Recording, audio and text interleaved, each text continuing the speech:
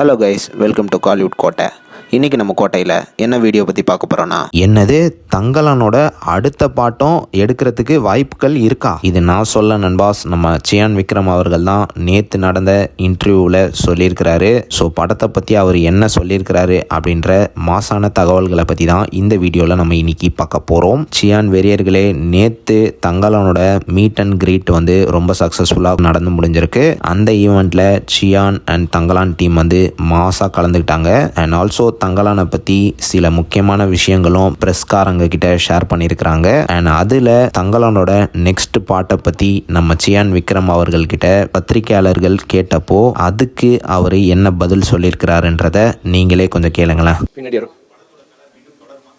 ஆமாங்க, இதுக்கு வந்து அவர் என்ன சொல்றாருன்னா, ஒரு 3-4 ஆக்சுவலி இது வந்து உண்மையான விஷயம்னால பல ஜென்ரேஷன் முன்னாடியிலேருந்து இது வரும். இதுவே வந்து அது சோழர் காலத்துக்கு முன்னாடியிலேருந்தே வர ஒரு இது அப்படிதான் வரும். இது நான் வெளியில் சொல்லக்கூடாது, நான் சொல்லிட்டேன், யார்ட்டையும் சொல்லாதீங்க. ஸோ அங்கேருந்து வர ஒரு கதை.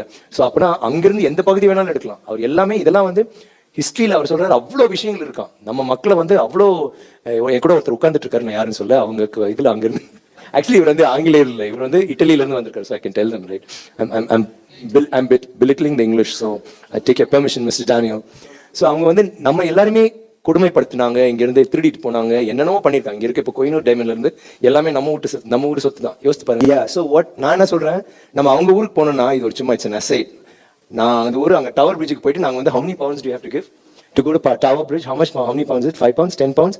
நம்மளோட கோயினூர் டைமண்ட் பார்க்கறதுக்கு நம்ம போய் காசு கொடுக்கணும்.